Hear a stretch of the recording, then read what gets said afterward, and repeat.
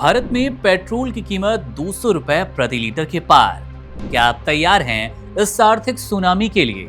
घबराइए मत, ये कोई न्यूज हेडलाइन नहीं, लेकिन जिस तरह के हालात 7 समंदर पार बन रहे हैं, अगर वेनेजुएला में मची इस तबाही को नहीं रोका गया, ये तबाही नहीं रुकी, तो कल आपके लिए ये एक डरावनी हकीकत बनेगी।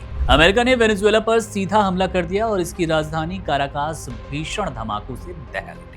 चश्मदीदों के मुताबिक शहर में कम से कम 7 बड़े धमाके हुए और आसमान में कम ऊंचाई पर उड़ते अमेरिकी लड़ाकू विमानों की गड़गड़ाहट से पूरी दुनिया हिल गई। अमेरिकी राष्ट्रपति डोनाल्ड ट्रंप के इस एक कदम ने न सिर्फ वेनेजुएला की सत्ता को चुनौती दी, बल्कि भारत की अर्थव्यवस्था के लिए खतरे की घंटी बजा दी।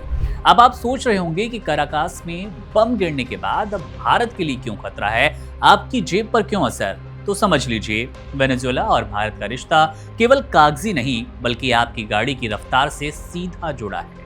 भारत वेनेजुएला से भारी मात्रा में कच्चा तेल खरीदता है। भारत की सबसे बड़ी रिफाइनरियां जैसे कि रिलायंस की जामनगर वाली रिफाइनरी खास तौर पर वेनेजुएला के उसी सस्ते और घने तेल को प्रोसेस करने के लिए डिजाइन की गई।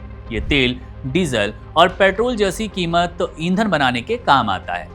अब अगर युद्ध की वजह से इस तेल की सप्लाई रुक जाएगी, तो भारत को रोजाना करीब 6 लाख बैरल तेल का घाटा होगा। इस भारी कमी को पूरा करने के लिए भारतीय कंपनियों को मिडिल ईस्ट या फिर कनाडा से बहुत महंगा तेल खरीदना पड़ेगा, और यही वो वजह बन जाएगी जो आपके पेट्रोल की कीमतों को 150 और 200 रुपए के आंकड़े तक पहुंचा सकती है। बात सिर्फ तेल की नहीं है, भारत और वेनेजुएला के बीच व्यापार के कई और गहरे धागे भी टूटने की कगार पर है।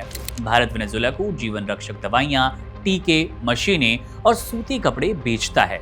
वहां का आम नागरिक भारतीय दवाइयों पर निर्भर है, जो कि अब बंद हो जाएगा। दूसरी तरफ भारत वहां से भारी मात्रा में लोहे और तांबे का कबाड़, एल्यूमिनियम आयात करता है, जिसका इस्तेमाल हमारे ऑटोमोबाइल और कंस्ट्रक्शन सेक्टर में हुआ करता है। साल 2024 के डेटा के मुताबिक करोड़ों डॉलर का यह व्यापार अब पूरी तरह ठप हो जाएगा। सबसे बड़ा झटका भारत की सरकारी तेल कंपनियां ONGC विदेश को लगा, जिसके करीब 600 मिलियन डॉलर यानी कि अरबों रुपए वहां फंस चुके हैं। अमेरिकी प्रतिबंधों के कारण ये पैसा अटक गया, जो कि भारतीय खजाने के लिए एक बड़ी चोट बनकर उभर रहा है। इतनी बड़ी तबाही और भारत पर पड़ रहे इतने बुरे असर के बाद भारत आखिर इस मामले में चुप क्यों है? इसके पीछे एक बहुत बड़ी कूटनीतिक मजबूरी है। दरअसल भारत और अमेरिका के बीच एक बहुत बड़ी ट्रेड डील फाइनल होने वाली है। भारत को पता है कि अगर उसने इस युद्ध में वेनेजुएला का पक्ष लिया या फिर अमेरिका की आलोचना की, तो डोनाल्ड ट्रंप उस डील को रद्द कर देंगे, जिससे भारत को भविष्य में बड़े फायदे होने की उम्मीद है। अब इसीलिए भारत चुप रहकर अपना फायदा देख रहा है, भले ही इसके लिए देश की ऊर्जा सुरक्षा खतरे में पड़ जाए।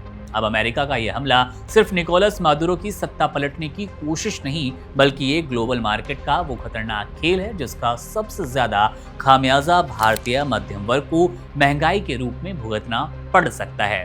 अगर ये एक हमला पूर्ण युद्ध में बदल गया, तो पेट्रोल का 200 रुपए होना सिर्फ कल्पना नहीं, बल्कि एक कड़वा सच जल्द बन जाएगा।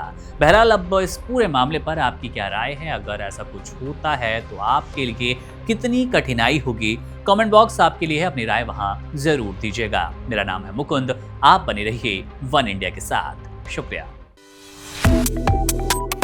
Subscribe to One India and never miss an update.